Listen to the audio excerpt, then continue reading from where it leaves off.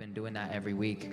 But we will go out and we'll set up a tent with a couple tables, have food, coffee, clothing, and whatever else we can offer them. And we've just been going to the heart of Portland and seeing God's glory manifesting in the darkest places. And it's really just, it's so inspiring to see, like, revival is really taking place right now. It's not, it's something we've really been praying into, and we're waiting for just a shift, but it's actually happening right now.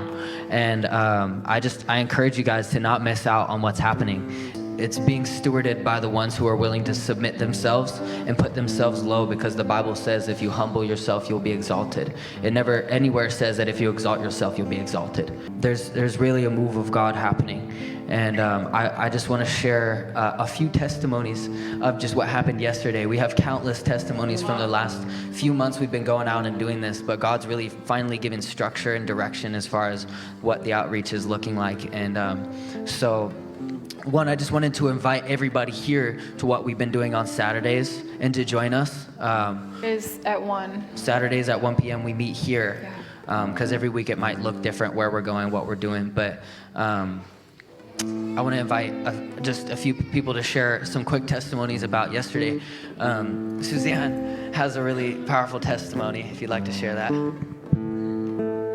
So I was asked by Caden, and we had Summer coming with us, and we went, and me and Summer went to go gather the homeless and the needy to the outreach so they can get some food and clothes and be warm and just enjoy the presence of God. I wasn't even that far away. I was at the Mac station at this point, and there was a group of people clearly doing stuff they shouldn't do. He said that I look really young. I'm like, I'm 28. Thank you, though. He's like, you look like a kid. I'm like, nah, I'm 28. I know, I'm blessed, though. But God can bless you, too, if you go over there to the outreach. And he ended up going to the outreach. And there was a purpose behind that, because he ended up overdosing while he was there. And because Caden had that kit with him, he was able to save his life.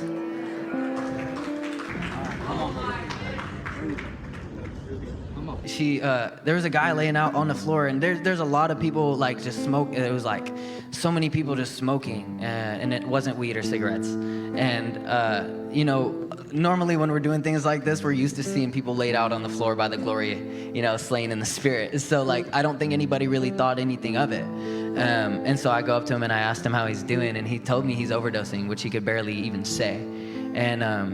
And so I immediately, Marlana's hooked us up with a bunch of packets of Narcan, so every time we go out, we always have it on us.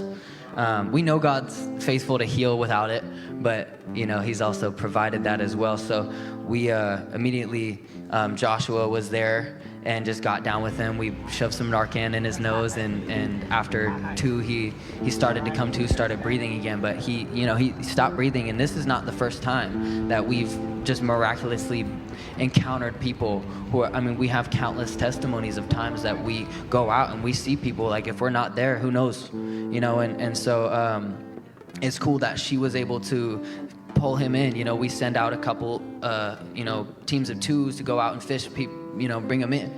And if he wasn't brought in, he could have just died under the bridge where nobody would have seen him. And so that's just one testimony of what God's doing, and using each individual. He's looking for obedience. He's looking for people who are willing, and if he's not going to use you, he'll look for the next person. But if he doesn't find somebody, then God's will is not done and people die. And so I just want to share one more, Stephanie, if you're down.